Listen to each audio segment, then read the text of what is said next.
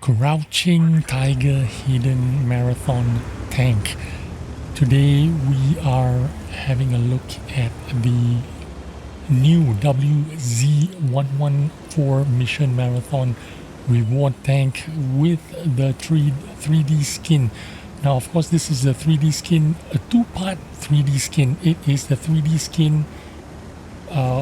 This is the complete shebang with the firecrackers around the barrel and the tiger head on the muzzle of the gun. You can have this in two stages, with or without all the extra features. But here we are in Paris. I escaped the first shot from the Kranwagen, but I ate the second shot straight in the face. The problem with that Kranwagen, how did he get there so quickly into that early position? Now, it's very important to get this tree to fall in the correct place. You want to make sure that it is falling across the first tree. So you push that one tree down, and then the second tree you try to push it in front of the first tree. That way you get more bushes. Why am I running to this house? Well, if you notice on the enemy team, there is an M5355. This is an easy target for the M5355 to hit this position. So every time I fire a shot, I want to leave that position and try to get to that house and try to stay safe for a while. Anyway, we have a heavy tank, 2400 hit points, 850 horsepower, 12.14 power to weight ratio. Really poor power to weight ratio. This tank is the most World of Tanks I have ever played in any new tank in the last 2-3 years.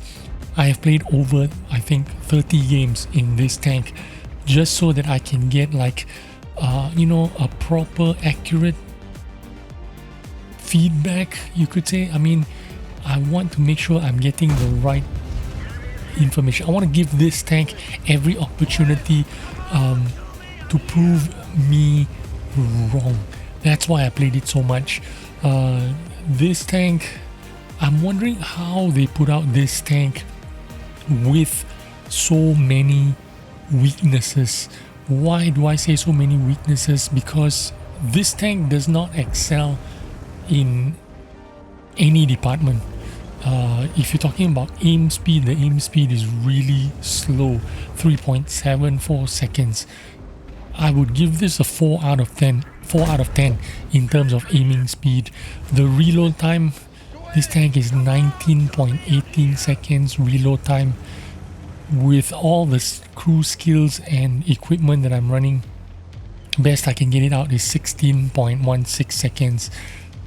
This is not purple equipment, this is just stock equipment.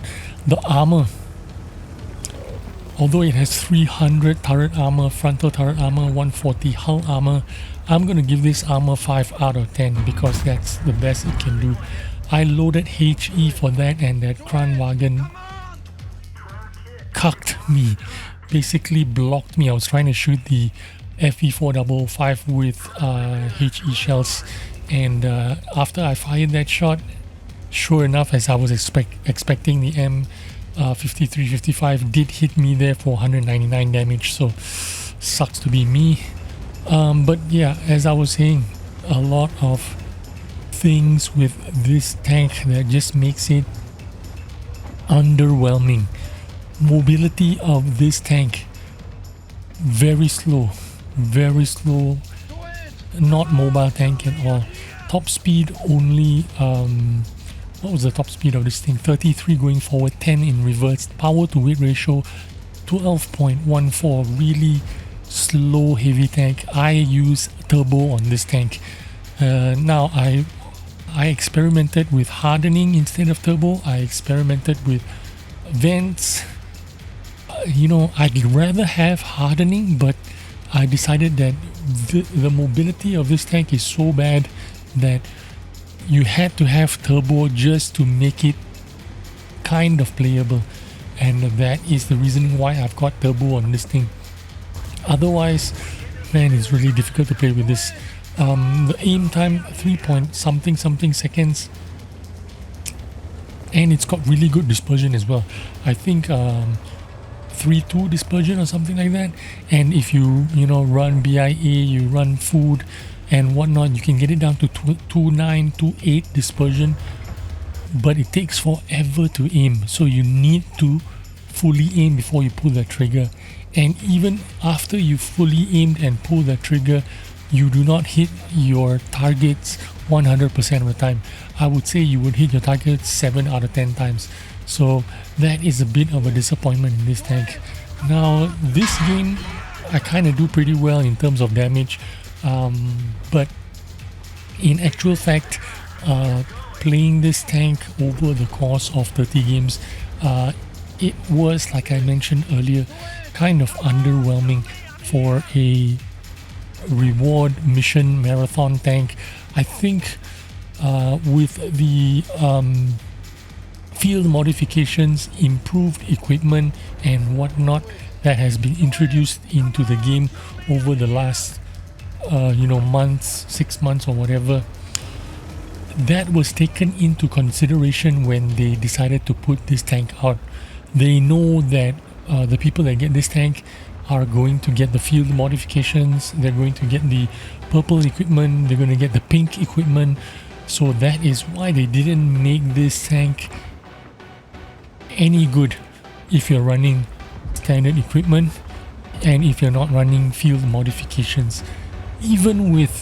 I think even with purple equipment and field modifications, you're still going to not like this tank very much. I'm going to be very surprised if there are people out there that say this is going to be one of my favorite tanks, or this is going to be my best tanks. This is me and another WZ-114 and an IS-4 trying to kill an IS-7, and it's going to be difficult trying to kill him because that 114 is going to bounce, and I'm going to bounce here as I pull the trigger on the IS-7. Man, this tank just has everything, is just not the best it could be. I'm not saying that this is a weak tank, but this tank has nothing going for it. It's got nothing that makes you say, wow, this tank is special, or this tank is something different, or it's just a tier 9 tank. I'm not going to say it is a bad tank because it's not a bad tank, but it is by no means something you want to play all the time. Like, if you missed out on this tank and you skipped the marathon, you're not missing out on anything. You could take a 10-day break, 2-week break or whatever, completely not play World of Tanks or grind the marathon, and you're not going to be missing out much on the game. You're not going to be missing much on this tank. This tank is only going to be valuable to those players that are actually collecting tanks, or want something special in their garage to say, I've got this and no one else has it, or whatever. But if you have, if you're going to buy it with money, you can get it straight away anyway, and they're probably going to sell this tank sometime in the future as well, in case you miss out on this opportunity to get it at a discount or to get it for free. But anyway, I died there, still managed to do 4,000 something damage and blocked 2,610 damage. Did I mention that this tank has no armor at all? I'm very lucky to block 2,600.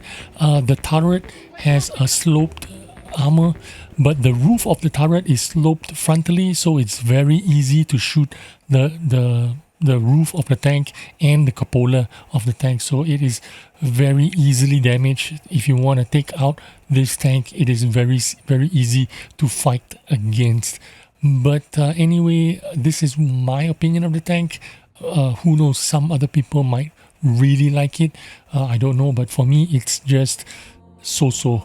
Anyway, thanks for watching. I'll see you on the next one. Bye-bye.